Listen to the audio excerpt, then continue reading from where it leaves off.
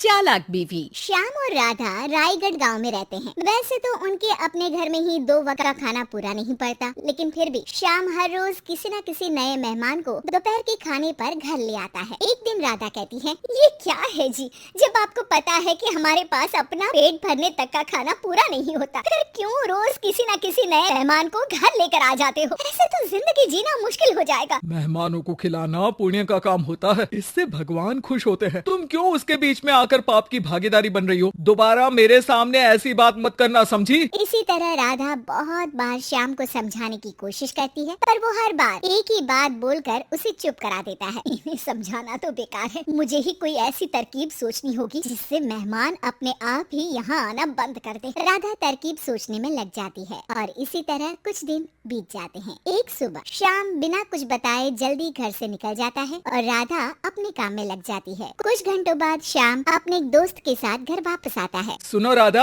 आज दोपहर के लिए 3 मेहमानों का खाना बना कर रखना और याद रखना उनकी खातिर में कोई कमी ना हो। श्याम की बात पर राधा हैरानी से उसकी तरफ देखने लगती है, लेकिन दोस्त के साथ होने की वजह से कुछ बोल नहीं पाती। घर में तो ठीक तरह से 2 लोगों के खाने लायक तक दाल चावल नहीं है और इन्हें मेहमान बुलाने हैं। बस अपना अपना बोलते हैं, दूसरे की तो कभी सुननी ही नहीं है। क्या करूं मैं? राधा क्या करूं क्या नहीं की उलझन में फंसी ही होती है कि उसके दिमाग में एक तरकीब आती है, जिस पर वो श्याम और उसके दोस्त के घर से बाहर जाते ही रसोई में से सिलबट्टा निकाल कर लाती है।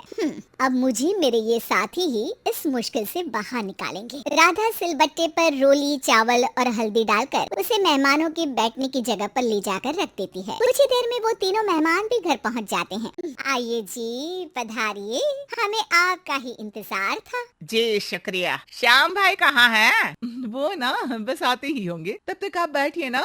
जैसे ही वो तीनों अपनी जगह पर बैठते हैं तो सामने पूजा किए सिलबट्टे को रखा देख असमंजस में पड़ जाते हैं। और बहन, ये सिलबट्टे की पूजा कर इसे यहाँ क्यों रखा है? क्या ये आपके यहाँ का कोई रिवाज है? अरे नहीं नहीं, वो तो मेरे पति की मन्नत है, इसलिए पूजा की है। हैं? सिलबट्टे पर कैसी मन्नत? मेरे पति ने मन्नत ली है कि वो अपने मेहमानों को खाना परोसने से पहले इस सिलबट्टे से 3 बार उनके सिर पर मारेंगे। राधा की ये बात सुन तीनों मेहमानों के चेहरों की हवाइयाँ उड़ जाती है, जिसे देख राधा मन ही मन हंसती हुई उन्हें दिलासा देते हुए कहती है, अरे आप लोग फिक्र मत कीजिए, ज्यादा तेज नहीं मारेंगे, बस 3 बार जरा सी थपकी। और ये सुनते ही तीनों मेहमान डर से कांपते हुए तुरंत अपनी जगह से उठ खड़े होते हैं। अरे अरे, आप सब उठ क्यों गए? मेरे पति बस आते ही होंगे, फिर सब साथ में खाना खाइएगा। अरे जी नहीं, हमें कुछ नहीं खाना। ये कहकर तीनों मेहमान बिना एक पल की और देरी किए घर से बाहर भाग जाते हैं, जिन्हें जाते हुए घर के अंदर आता श्याम देख लेता है। अरे वाह राधा, उन तीनों मेहमानों ने तो बड़ी जल्दी खाना खा लिया। नहीं ना, बिना खाए ही चले गए। अरे वो क्यों? क्योंकि वो खाने से पहले मुझसे ये सिलबट्टा मांग रहे थे, तो मैंने बोल दिया कि मेरी माँ ने दिया है,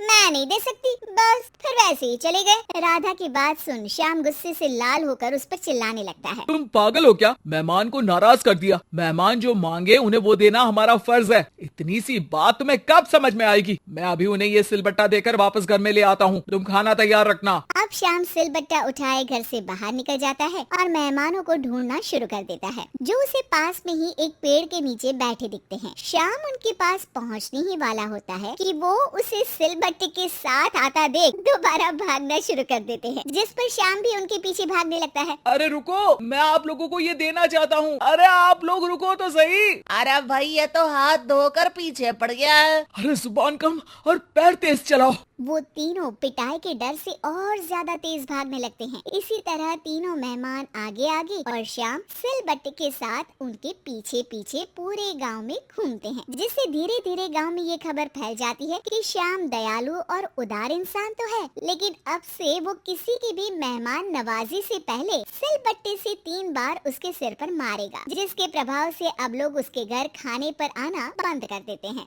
मैं तो उन्हें सिलबट्टा देने जा रहा था और लोगों को लगा कि मैं मार रहा हूँ। इतना बड़ा बेवकूफ हूँ, अब मेरी ही वजह से कोई यहाँ खाने पर आने के लिए तैयार नहीं है। इस तरह राधा अपनी होशियारी और सिलबट्टे की मदद से शाम के मेहमानों वाली आदत से छुटकारा भी पा लेती है और घर की शांति भी भंग नहीं होती। जरूरी नहीं कि हर जंग हथियार से ही लड़ी जाए, कुछ के लिए सिर्फ दिमागी चाल ही काफी होती है। और अगर शांति के साथ अच्छे से दिमाग लगाकर सोचा जाए तो मुश्किल से मुश्किल समस्या का समाधान मिल ही जाता है।